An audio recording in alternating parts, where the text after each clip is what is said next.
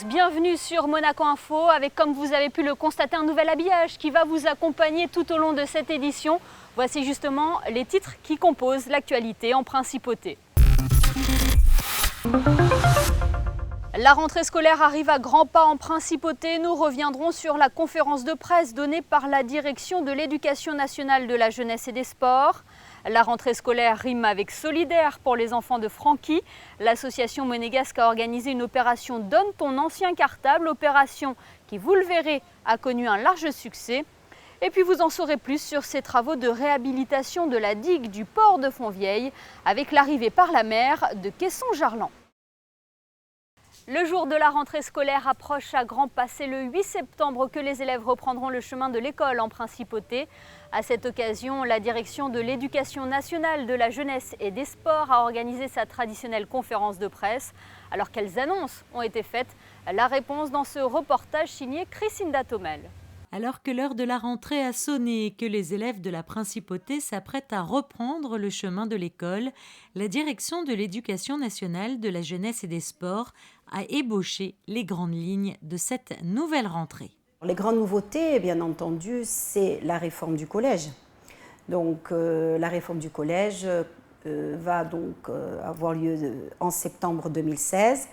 C'est-à-dire que déjà le cycle CM1, CM2 va être rattaché aussi au niveau 6e, mais en France. Mais nous l'avions déjà anticipé à Monaco puisque nous avons mis en place une passerelle CM2 6e qui permettait aux élèves en difficulté de pouvoir valider les compétences en français et en mathématiques qu'ils n'avaient pas pu valider en temps et en heure. La réforme du collège, une langue vivante 2 obligatoire en France, bien sûr à Monaco, mais là encore nous avions mis en place sur la base du volontariat une LV1 bis en 6e, en 5e. Et d'ailleurs il y avait déjà 75% des enfants qui avaient déjà pris une langue vivante 2 dès la 6e. Donc là, c'est une formalité. Lors de cette conférence de presse, Isabelle Bonal est aussi revenue sur les très bons résultats de l'année précédente aux examens et sur la politique d'excellence menée dans l'éducation à Monaco. Le sport, le numérique et la sensibilisation des élèves à la solidarité, à la culture, aux actes citoyens et à l'environnement a également été abordé lors de cet événement. Et dans cette période où la sécurité revêt une importance cruciale, sachez que la sûreté a été renforcée aux abords des écoles et à l'intérieur des établissements, avec entre autres la mise en place de référents, de formations adaptées pour le personnel et de procédures applicables aux enfants. Et qui dit rentrée scolaire dit forcément fourniture. Nous vous avons parlé dernièrement sur notre antenne de cette opération Donne ton ancien cartable. Eh bien, elle a connu un franc succès en principauté. Le but de cette opération était de récolter un maximum de sacs à dos ou de cartables pour les enfants de Francky, une association qui œuvre pour les enfants en précarité. Le reportage de Dominique Poulain. Équiper leurs enfants avec des fournitures scolaires pour une rentrée réussie est un défi que les personnes en grande précarité peinent à relever. Pour lutter contre ces inégalités, la société Click Monaco a organisé en partenariat avec le Stars & Bar l'opération Donne ton ancien cartable. Pendant 2 heures, parents, adolescents et enfants ont donc apporté leur ancien cartable ou sac à dos pour leur donner une seconde vie.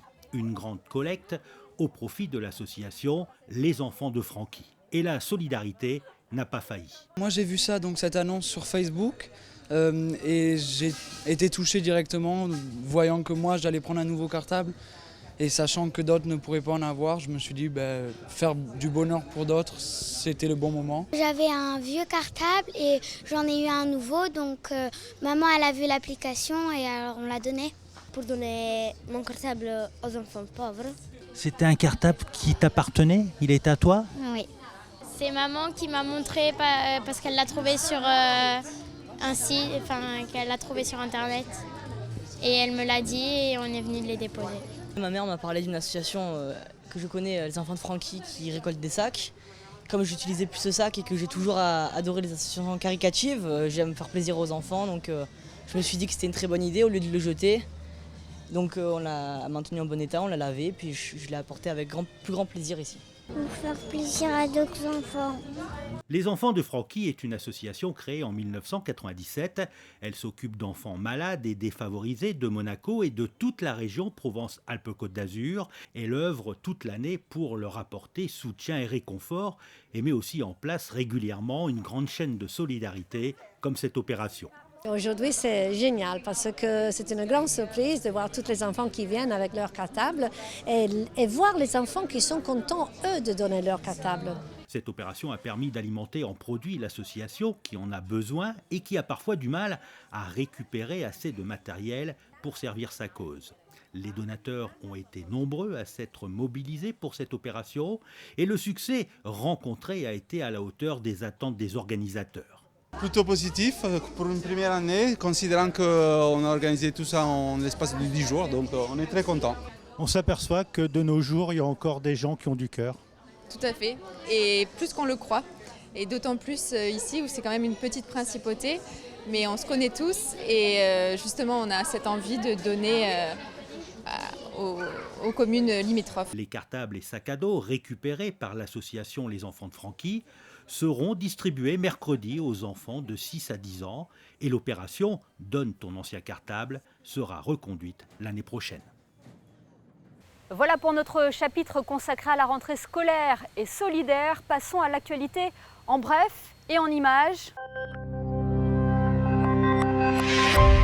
Avec la commémoration de la libération de Monaco, la principauté a rendu hommage aux héros de la Seconde Guerre mondiale samedi 3 septembre. Les représentants des autorités monégasques se sont réunis pour une cérémonie du souvenir au cimetière de Monaco devant le monument aux morts. Le Stars and Bars a également célébré cette journée du 3 septembre avec un retour vers le passé. L'association Monaco USA organisait un dîner-spectacle rythmé au son des années 40. À noter que, contrairement aux années précédentes, aucun défilé n'a été organisé dans les rues de la Principauté, et ce pour des questions de sécurité renforcée.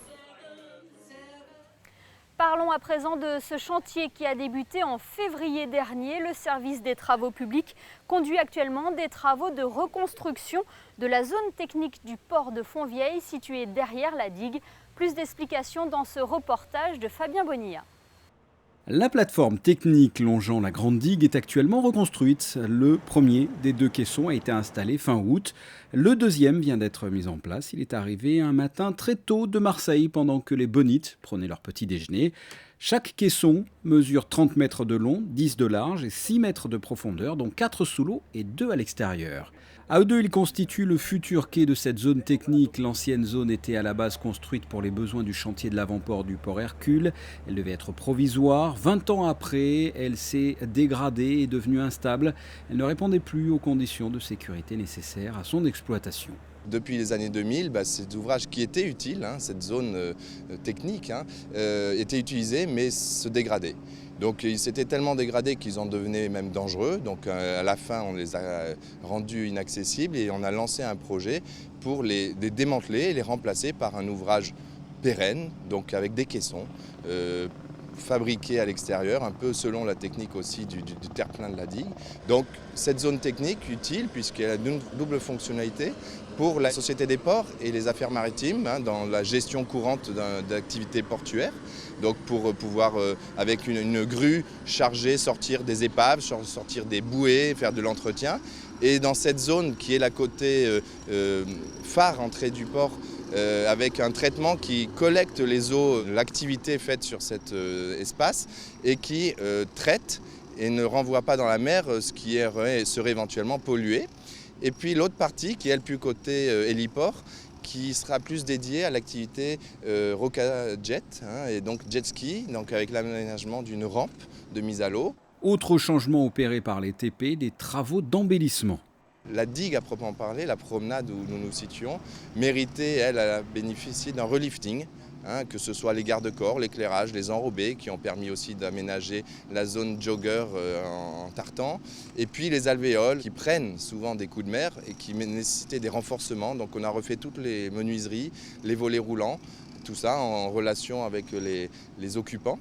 Et puis donc ça va se terminer par la remise en état des sanitaires publics. L'achèvement des travaux de cette nouvelle plateforme du port est prévu courant octobre. Quant à la partie embellissement, elle devrait se terminer fin 2016. Un mot sur ce rendez-vous annuel organisé par la Direction des Affaires culturelles de Monaco, la Journée européenne du patrimoine. Elle aura lieu le dimanche 25 septembre. Cette 21e édition aura pour thème le patrimoine sacré de Monaco. L'intégralité du programme est à retrouver sur ce site internet, le www.journeepatrimoinemonaco.com. Voilà pour l'essentiel de l'actualité en principauté. Passons à présent aux prévisions météo pour les prochains jours. Découvrez la météo avec la galerie Mogadam, tapis persan classique et contemporain. Le temps sera assez ensoleillé au lever du jour mardi avant l'arrivée de nuages en fin de journée. Il fera 22 degrés le matin et 28 l'après-midi. Le ciel sera variable mercredi, partagé entre nuages et éclaircies avec un mercure en légère baisse. Le retour du beau temps est prévu pour jeudi avec un temps modérément chaud. Poursuite du beau temps vendredi et des températures bien estivales. Le thermomètre grimpera jusqu'à 28 degrés au meilleur moment de la journée. Et le ciel sera un peu plus mitigé ce week-end. Vous avez découvert la météo avec la galerie Mogadam, tapis persan classique et contemporain. Ce journal est à présent terminé. Merci de nous avoir suivis. On se retrouve dans quelques instants avec le grand retour de votre magazine Actu Sport avec un numéro spécial consacré aux Jeux Olympiques de Rio. A tout de suite sur Monaco Info.